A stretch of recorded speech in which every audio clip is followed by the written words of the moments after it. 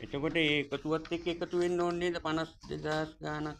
මොකද්ද ඒ ප්‍රශ්නේ බලන්නකො මට වැරදුනා නම් නැත්නම් ඕගොල්ලන්ට වැරදිලාට නැත්නම් මීට ඉස්සෙල්ලා ඕගොල්ලන් වරද්දලාද කියලා බලන්නකො බැංකුව වලින්.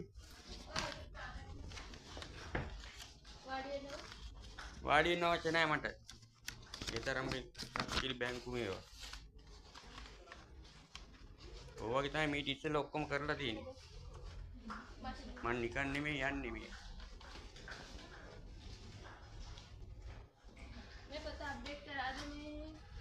නැත්තම් 2027 ඉවර වෙන්න ලෝන් එකක් තව අවුරුදු 6ක් දීර්ඝ කරලා ලක්ෂ 8යි ගාණක් ආයේ නැවත අය කරගන්න හදන්නේ.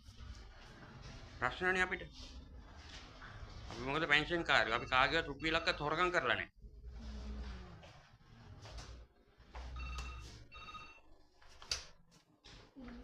ඒව එකතු වෙන්න එපා ඔය පොතේ.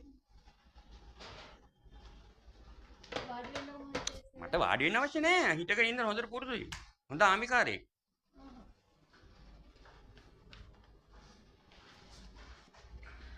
දෙකයි 50කින් නෙමෙයි.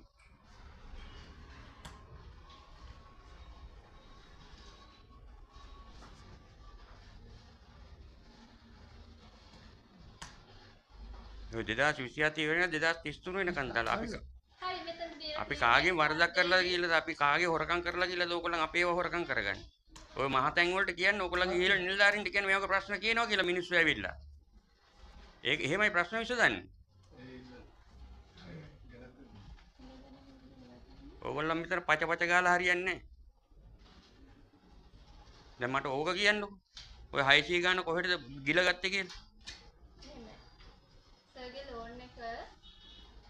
ඒ ලෝන් එකත් කපලා නැහැනේ වාරිකෙත් කපලා නැහැනේ මට පෙන්නලා තියෙන 52000 ගාණක්. ඊට ඉස්සෙල්ලා වාරිකෙක පෙන්නලා තියෙන 18000 ගාණක්. දැන් ඕක පෙන්නන්න එපා ඔතන. වාරිකේ කැපෙන්න තියෙන දිනේ හෙටනේ 10 වෙනිදාටනේ. මේ 5 වෙනිදාටනේ.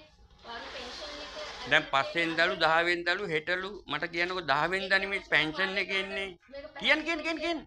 වාඩි වෙන්න ඕනේ නැහැ. මගේ පස්ස පැත්තේ නෙමෙයි මොලේ තියෙන ඔළුවේ. මේ මහත්තයා ඉතින් ඕක ගහලා දෙන්නකො මට. පොඩ්ඩක් මම ඔයාලට පැහැදිලි කිරීමක් කරන්න. මට ඕක පෙන්නන්න. ඔයා ෆෝන් එකේ වීඩියෝ කරනවද? ඔව්. කරුණාකර වීඩියෝ කෝප් කරන්න මේක මූල්‍ය ආයතනයක්. මෙතන ඔයාලට අවශ්‍ය විදිහට රෙකෝඩ් කරන්න බෑ. ආ බෑද?